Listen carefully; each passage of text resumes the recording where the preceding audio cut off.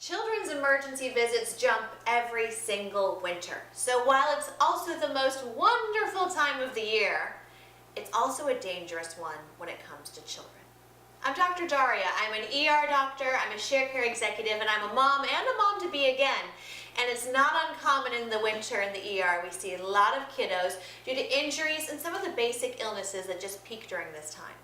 So I want to keep you guys out of the ER. I know you don't want to see me or any other ER doctor this winter, so follow these tips and tricks to keep everyone safe.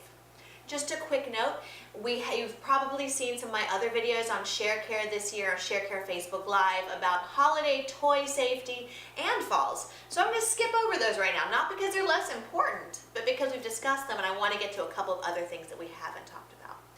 Number one injury that we need to discuss is sledding injuries. Now y'all in Atlanta, looking out the window, you'll say, there's no snow, we're not sledding.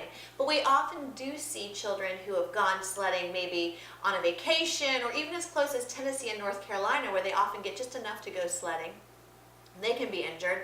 And y'all that are in the Midwest or the Northeast, you know what I'm talking about when it comes to sledding injuries.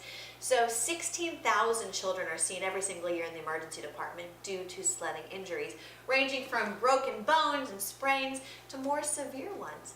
I once took care of a young girl who had been sledding face first and ran into a telephone pole, causing traumatic brain injury and a coma. So where sledding is wonderful and it's a great activity, but it can be dangerous, which is why it is so important that we talk about safety. So what are my tips? 4 things that I want you to do to keep your kids safe when they're sledding. Number 1, always feet first. Never ever face first. Please, please make sure you emphasize that to your children. Number 2 is wear helmets. They will probably hate you and they will groan. And if they're a teenager, they will probably say that you're ruining their life. But you're not. You're saving their life. So helmet, helmet, helmet if you're sledding. Number 3, make sure your children go out with a buddy, so even if they fall off with a minor injury or just get stuck in a snowdrift, they have someone to help them. And number 4 is teach your kids to roll off a sled, that if they've lost control of the sled, and not stay on the sled, that way that'll keep them from running into something. Have them roll off. Second injury I want to make sure we talk about are cooking injuries. Now, every single year about 17,000 ER visits occur due to cooking-related burns, and 40% of those are in kids under the age of 4. 40%. Now those kids aren't cooking. If they are, I don't wish my 3-year-old could cook, but that would really make life easier at times. But no, in all seriousness, 40% of the burns are in children under the age of 4, which means that they're getting up around the stove in the oven when the parents are cooking. So a couple of rules to make sure that you keep your family safe. Number 1 is make sure there's a 3-foot radius around your stove. If there's a lot of kids around the holidays, a lot of family, you can even put it out with some duct tape so everybody knows. And never wear your children while cooking. There was a recent post on Facebook of a woman who typically wears her baby when she's cooking, and one day, miraculously, she wasn't wearing her baby on a day that she had an explosion on the stove and it burned her chest. Would have burned her baby. So never, ever, ever wear your children when you're cooking. Keep them 3 feet away. Rule number 2, turn all handles back. It's an age-old rule. Make sure you do it. And then lastly is if you walk away from the stove or if you walk away from the kitchen, step out for just a second, and if your kids are still in the kitchen or anywhere nearby, just turn off the stove, come back to it. Those things will keep you safe and out of the ER for sledding and cooking.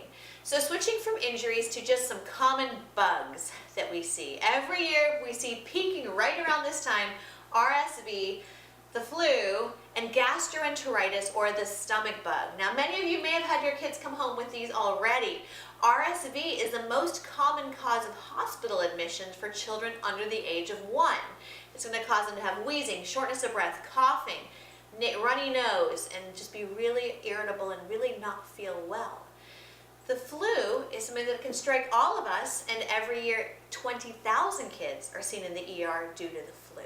Now the flu is going to cause a lot of those coughing and sneezing symptoms, but it also causes that body aches and just feeling like you got hit by a truck. And it lasts for several days, so you do not want this coming into your house. And the flu is going to be with us, bad news is the flu is going to be with us peaking through December and January, so it's going to last for a while. Third bug that we see is gastroenteritis, often caused by norovirus and rotavirus, and that's our stomach bug. nausea, vomiting, diarrhea, dehydration.